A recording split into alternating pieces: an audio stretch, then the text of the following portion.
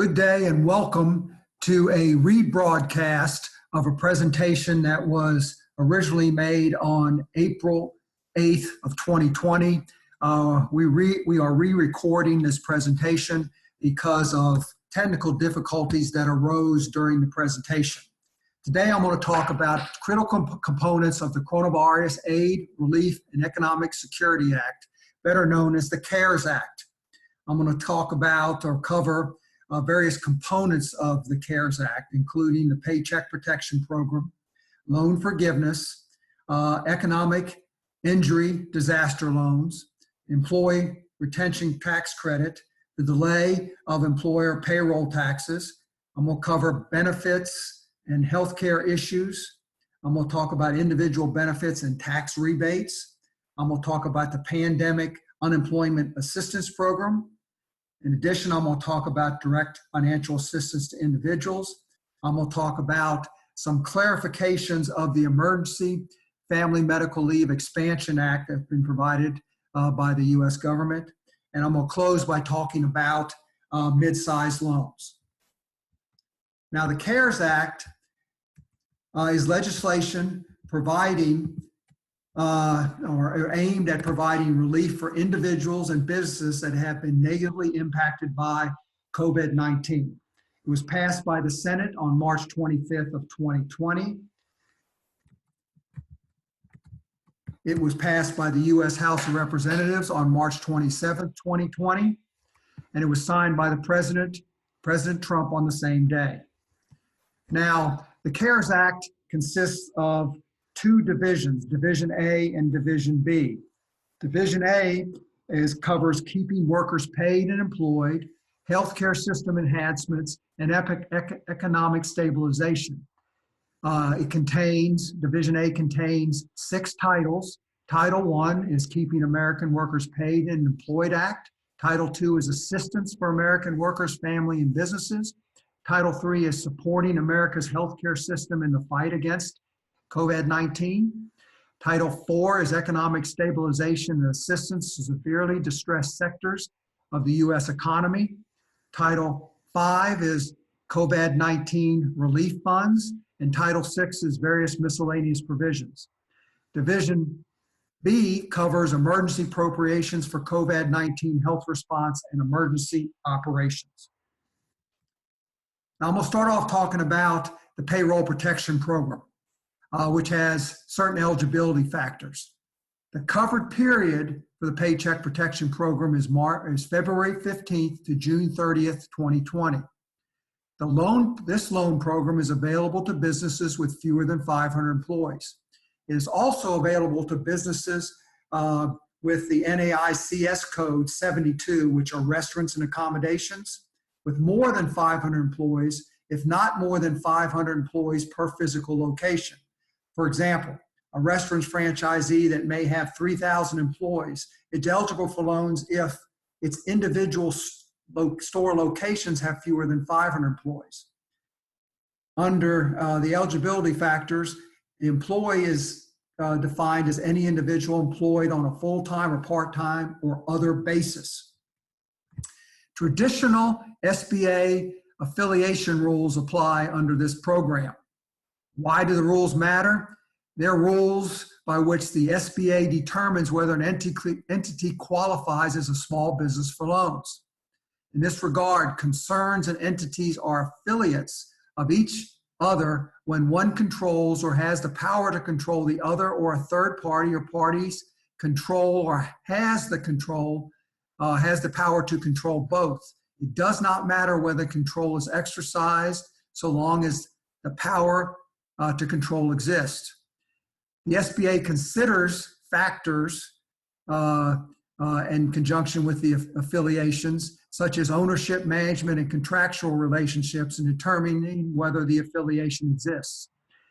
These affiliation rules, can limit an employer's ability to receive loans under the new Paycheck Protection Program. There are certain situations when the SBA affiliation rules are waived in regard to eligible loans made between February 15th and June 30th of 2020. The Specific rules waived are for an NAICS business with not more than 500 employees, a franchise businesses, and businesses that receive financial assistance from a small venture investment company licensed under the SBA. Now, you can find information about affiliation rules at the website shown on the screen.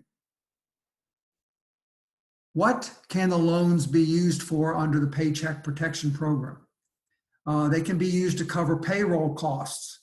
Payroll costs are defined as salaries, wages, commissions, or similar compensation, cash tips or equivalent, payment for vacations, parental, family, medical, or sick leave, group health care benefits, including insurance premiums, retirement benefits, state or local taxes assessed on the compensation of employees, but not federal, certain sole proprietorship and independent contractor compensation, payments of interest on any mortgage obligation, but not prepayments, rent, lease, or utility costs, and interest on other debt obligations incurred before February 15th of 2020.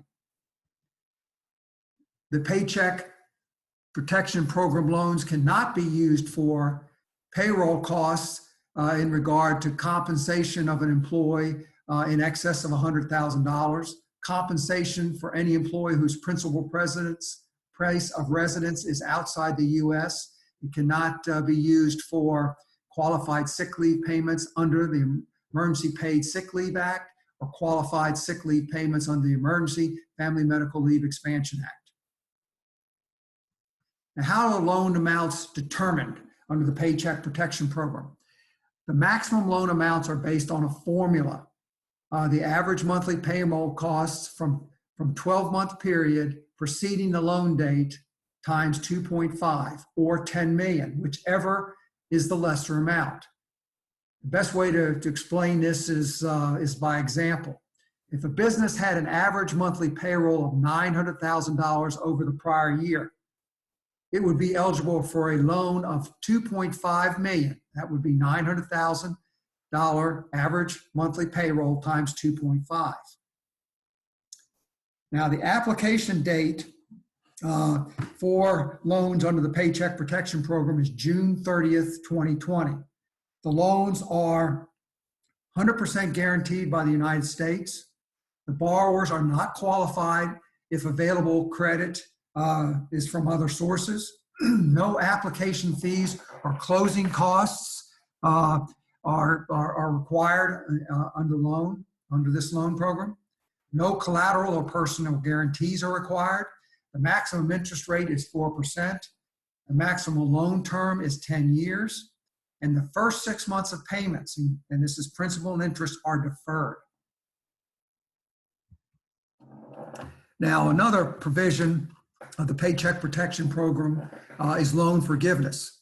Recipients of loans under the Payroll Protection Program shall be eligible for forgiveness on a covered loan in amount equal to the sum of the following costs incurred and payments made during the forgiveness period. And that's the payroll costs, as I previously discussed, any payment of interest on any covered mortgage obligation, which does not include any prepayment of or payment of principal on a covered mortgage obligation, any payment on any covered rent obligation, and any covered utility payment. The amount of loan forgiveness will be reduced by the reduction of the workforce during the 8-week period compared with 1 year, with either one, the average number of employees during the period of February 15th through June 30th of 2019, or two, the January 1 through February 29th of 2020. For reduction in employees, the borrower can use either comparison time period, either 2019 or 2020, 2019 or 2020. The amount of any reduction in total salary or wages of any employee in excess of 25% of the total salary or wages of that employee during the most recent quarter during which the employee was employed before the covered period will also reduce the loan forgiveness, the amount of the loan forgiveness. Reductions to employees who make more than $100,000 do not affect the loan forgiveness analysis, however. Now, let me give you an example to help clarify this. Acme Corporation manufactures widgets. It has potential debts of $250,000 of payroll costs, $40,000 of rent obligations, $5,000 of utility obligations, and $5,000 of interest obligations. This totals up to a maximum eligible forgiveness amount of $300,000. Acme had 25 full-time equivalent employees during the covered period, which again is the 8-week period beginning on the date of the loan.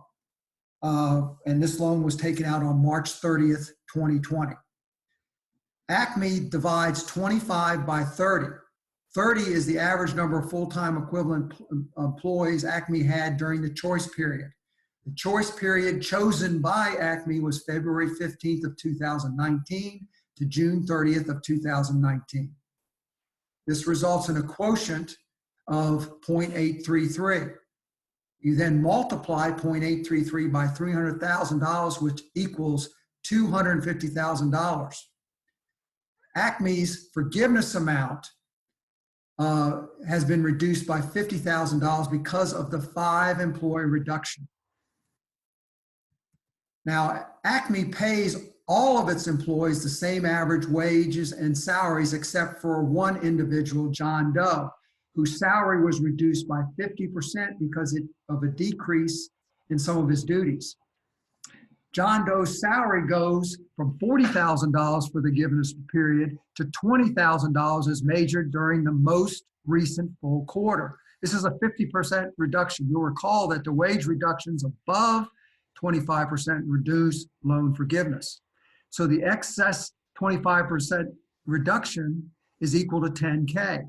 So the $250,000 loan forgiveness calculated earlier, that amount is reduced by another $10,000, resulting in a final forgiveness amount of $240,000. Now, a loan recipient can avoid forgiveness reductions by bringing back employees or restoring wages.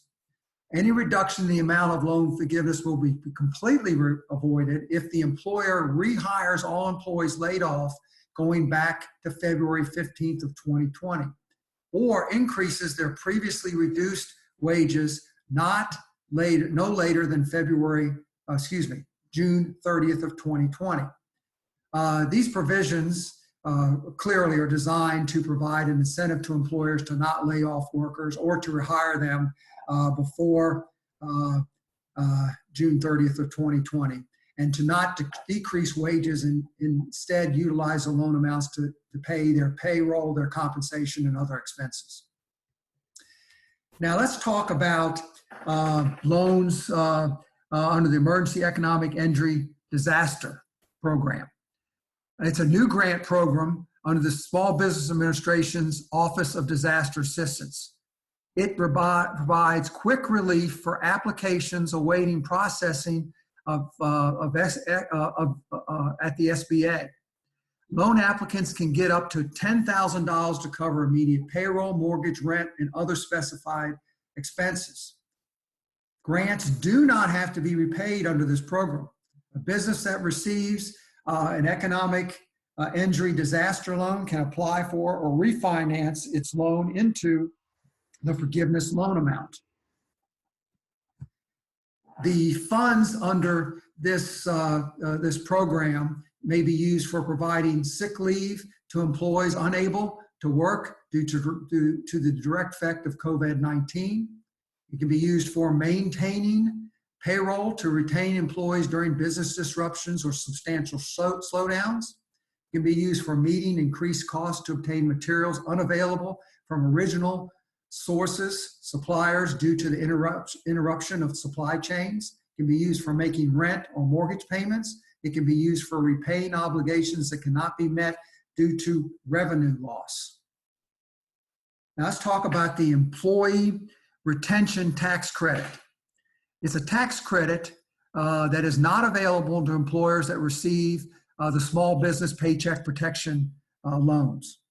The tax credit is for 50% of the first $10,000 in qualified wages paid during the COVID-19 crisis.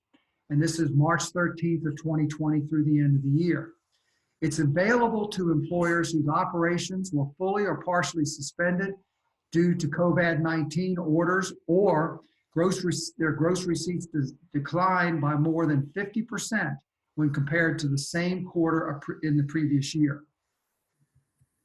Now, employers may remain eligible for this tax credit until the earlier of their gross receipts exceeding 80% compared to the same quarter in the prior year, or December 31st, 2020.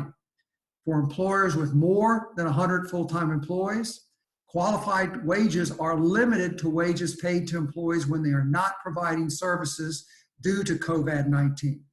For employers with less than 100 or fewer employees, all employee wages qualify for the credit, whether the employer is open for business or subject to a shutdown order.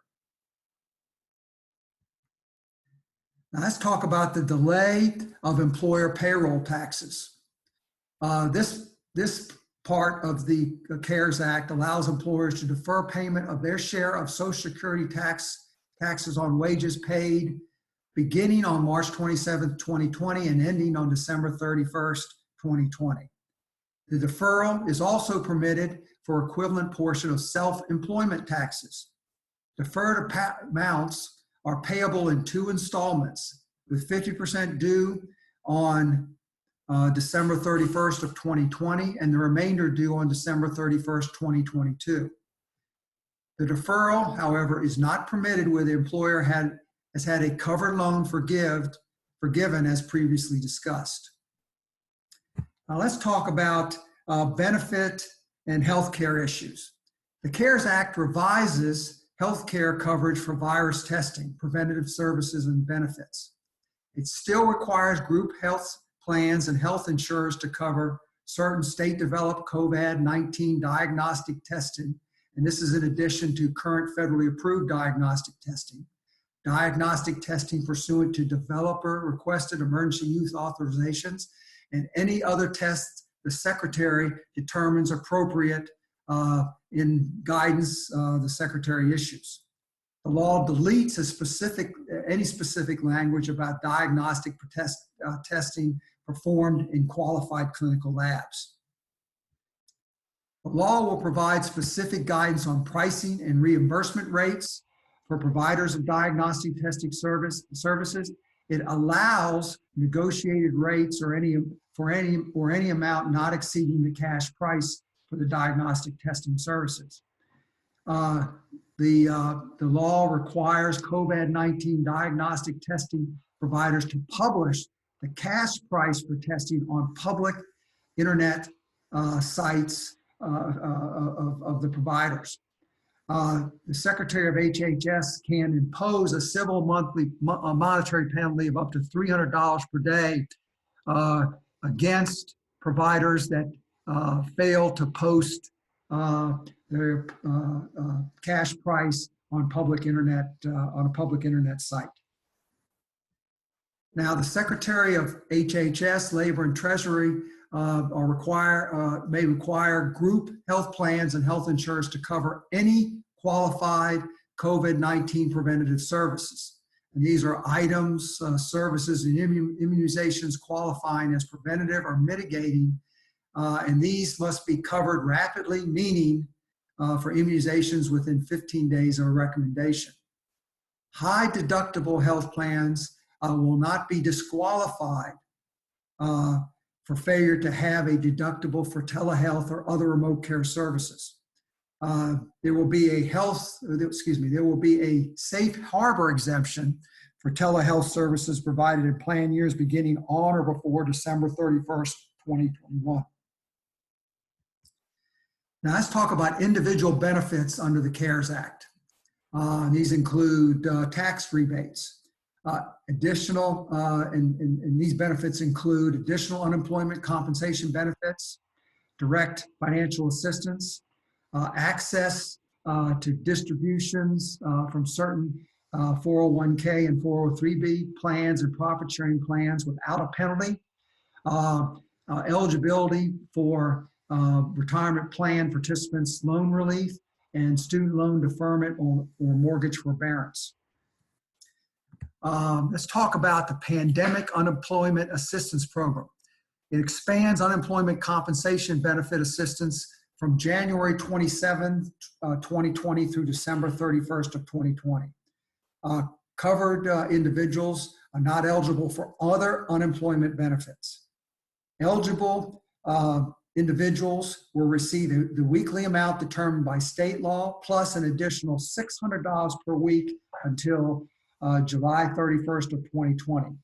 The maximum entitlement of unemployment compensation benefits is expanded from 26 weeks to 39 weeks.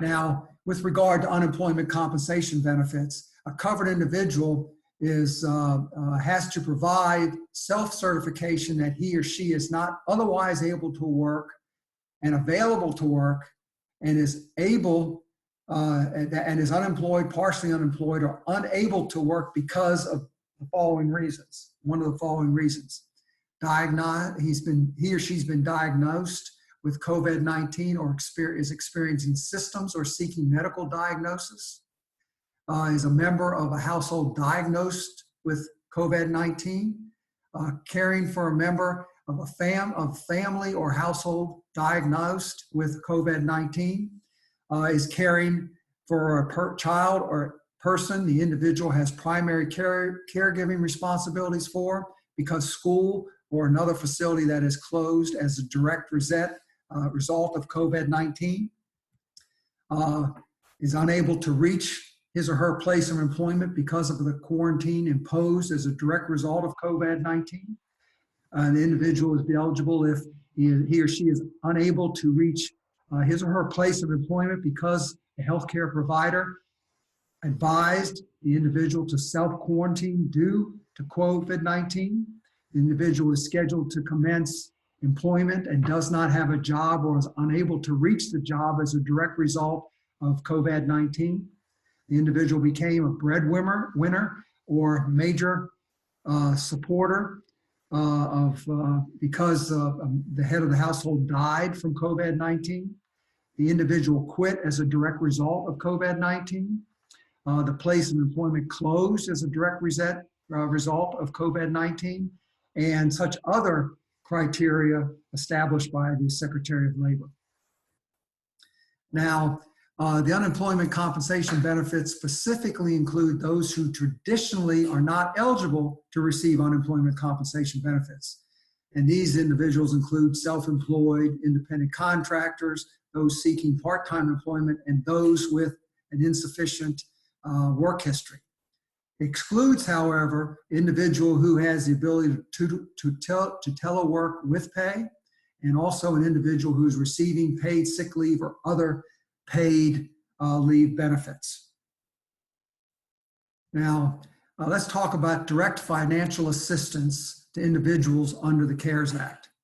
The CARES Act provides for a tax credit of $1,200 for individual taxpayers, or $2,400 for joint taxpayers, plus $500 for each child of the taxpayer. It is not taxable income for the recipients because it is a tax credit against tax liability. It's a credit against tax liability. It will be based on tax returns from 2019, but if the individual did not file a tax return in 2019, it will be based on the individual's 2018 tax returns. Those who may be eligible for a larger rebate will receive, based on their 2020 income, will receive it in the 2020 tax season. The rebates are reduced based on the taxpayer's adjustable gross income. It's reduced by 5% per dollar of qualified income when the AGI exceeds $150,000 for joint taxpayers, $112,000 $12,500 for a head of household, and $75,000 for all other taxpayers.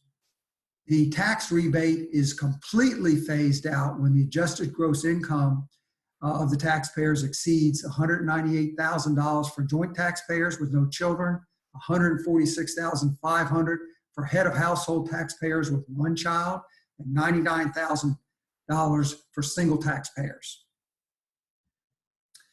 Individuals may tap into their retirement accounts due to a waiver of some early withdrawal payments for COVID-19 related purposes. It waives the 10% early withdrawal penalty for distributions up to $100,000 from qualified retirement accounts for COVID-19 related purposes that are made on or after January 1 of 2020. The income attributed to such distributions may be subject to tax over 3 years, and the taxpayer may recontribute the funds within 3 years without regard to that particular cap on contributions. There's flexibility for loans from certain retirement plans for COVID-19 relief. Now, there's been some clarification of certain provisions or certain aspects of the Emergency Family and Medical Leave Expansion Act.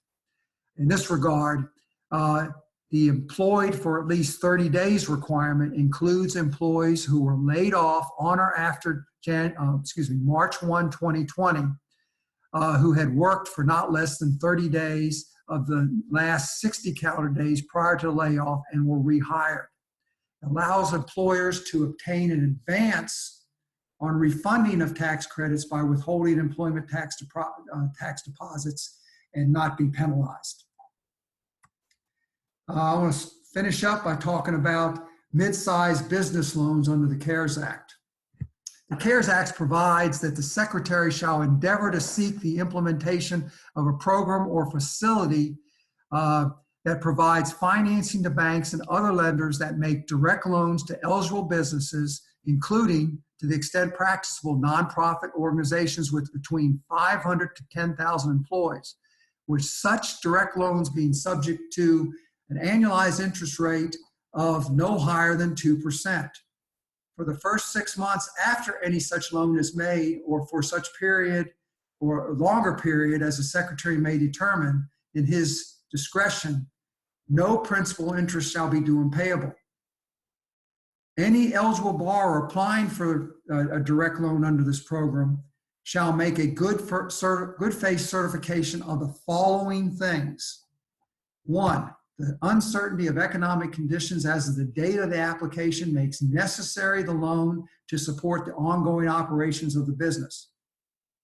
2, the funds it receives will be used to retain at least 90% of the recipient's workforce at full compensation and benefits until September 30th of 2020.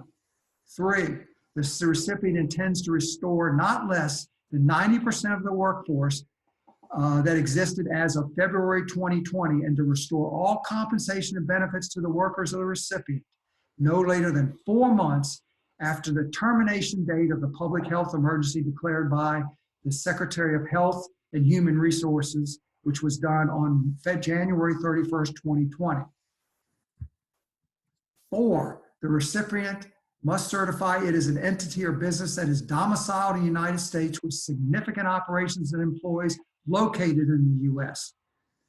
5, the recipient must certify it is not a debtor in a bankruptcy proceeding.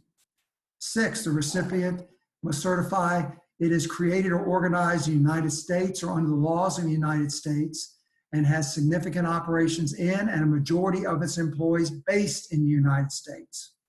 7, the recipient must certify it will not pay dividends with respect to the common stock of the eligible business or repurchase an equity security that is listed on a national securities exchange of the recipient or any parent company of the recipient while the direct loan is outstanding, except to the extent required under a contractual obligation that was in effect as of the date of the enactment of this act. So that's March 27th of 2020.